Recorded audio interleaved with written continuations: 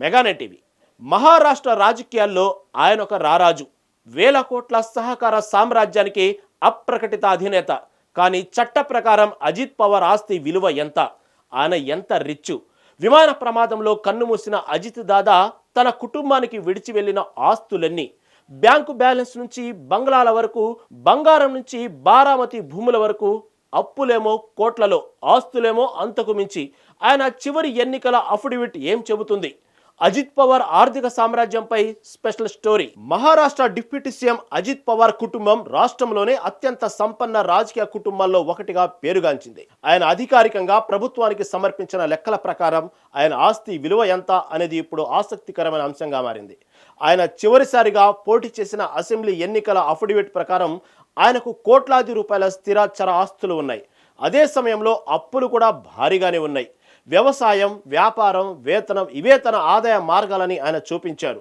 మహారాష్ట్ర రాజకీయాల్లో తిరుగులేని నేతగా ఎదిగిన అజిత్ పవార్ తన రాజకీయ ప్రస్థానంతో పాటు ఆర్థికంగానూ బలమైన పునాదులు వేసుకున్నారు. 2024 అసెంబ్లీ ఎన్నికల సమయంలో ఆయన సమర్పించిన అఫిడవిట్ ప్రకారం అజిత్ పవార్, ఆయన భార్య సునేత్రా పవార్ పేరిట ఉన్న ఉమ్మడి ఆస్తుల విలువ సుమారు 124 కోట్లు.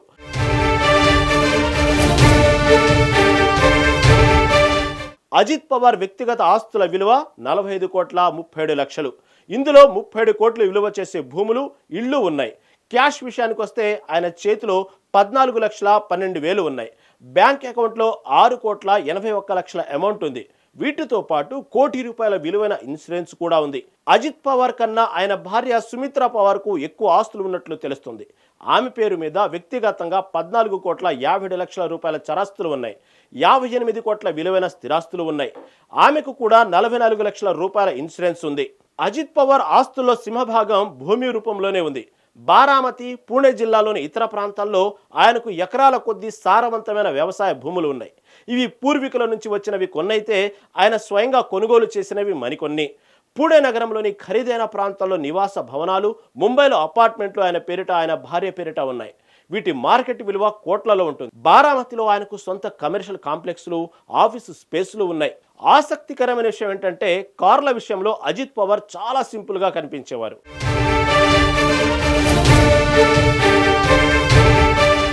ఆయన అఫిడవిట్ ప్రకారం ఆయన పేరిట ఖరీదైన లగ్జరీ కార్ల కంటే వ్యవసాయానికి వాడే ట్రాక్టర్లు, ట్రక్కులు, కొన్ని సాధారణ వాహనాలు ఉన్నట్లు చూపించారు.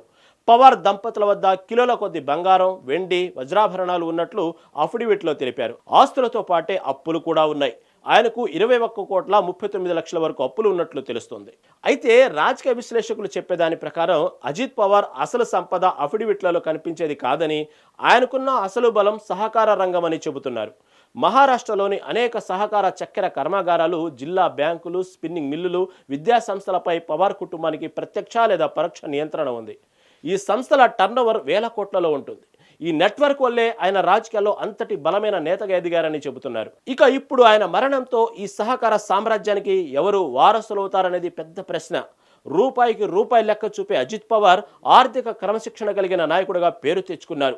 అధికారికంగా ఆయన కోటీశ్వరుడు అయినప్పటికీ ఆయన రాజకీయ పలుకుబడి ముందు ఆ సంపద చిన్నదే అనిపిస్తుంది.